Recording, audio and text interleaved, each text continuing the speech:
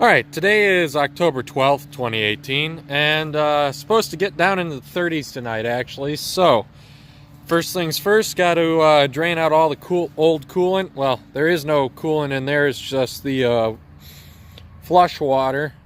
So, going to drain that out into a bucket, catch all that, and fill it up with antifreeze tonight. First thing, open her up. And she's still pretty warm, so slowly open the cap, let the pressure out. There we go, cap off. You can see why these like to crack on you. You see how much it dropped when the pressure released. And throw a bucket under there, then crack her open and drain. And while that's draining, as I drop it, I'm going to go ahead and replace it with the 82 degree thermostat. Not sure if that's going to help or hurt, seeing as this motor has had a history of overheating. But I did it last year with no problems on the old motor, so I'm going to go ahead and replace it again this time. For now, I'm going to pull that one out and put this back together while I run cool water through the block. I'm going to go ahead and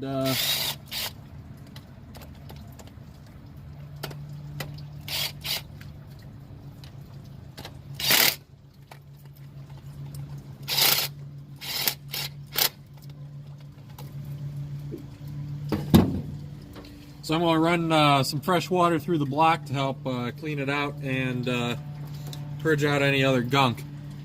Do need to let this cool off a little bit so I can reach behind the manifold. The manifold's cooled off enough, and I do have a bucket underneath. I'm going to go ahead and reach back there and open up that drain cock and drain the coolant out of the block. I am going to pull it out completely, and that does not want to come out there fast. That probably means there's junk built up in there again. It's not coming out of there fast at all. No, it is coming out there smoothly. I don't know if you can see back in there. Alright, next thing I do is got the garden hose, got it plumbed in through the top, so this will basically work like a reverse flush. Then I just kind of turn it on full blast. Oh, I did remove both of the drain cocks. The other one's around here somewhere. That way it just flows out a little bit easier. Pump it in there full blast. And hope it doesn't go shooting out at me, because it's actually kind of cold out now.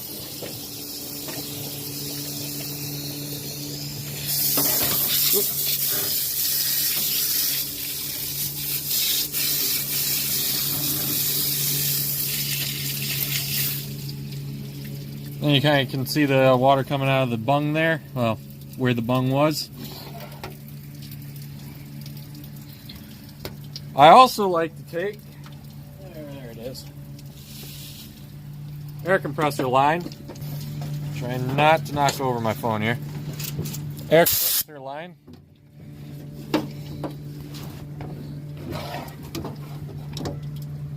And I just put it in where the hole is.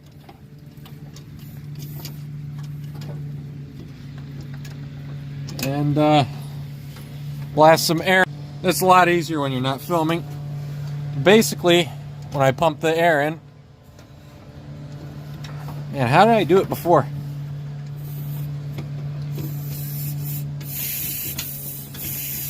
I don't know. Anyways, you pump the air in to agitate the water, and it basically has like a scrubbing action, and helps clean out silt and gunk that's blocked up in there. Alright, so it's something like this. Turn it on full blast.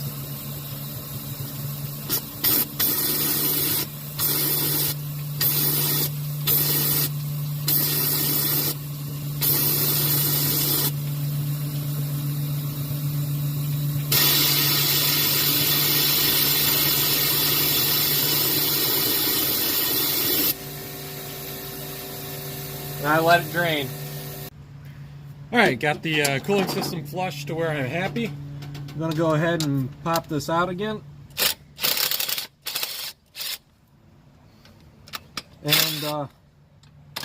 And stick the 82 degree thermostat in here. Probably would have been wise to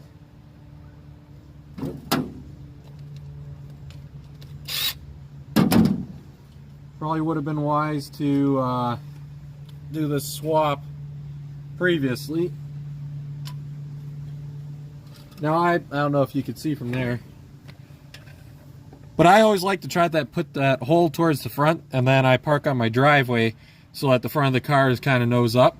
That little hole there helps bleed the air out of the system. So I like to put it towards the front, then I just lift it up and all the air tries to make its way forward.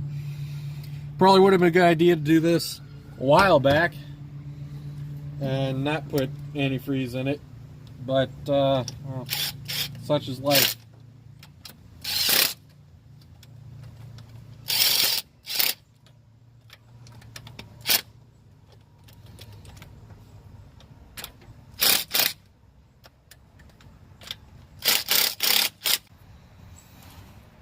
Alright, just gonna make sure that I tighten up all the hoses.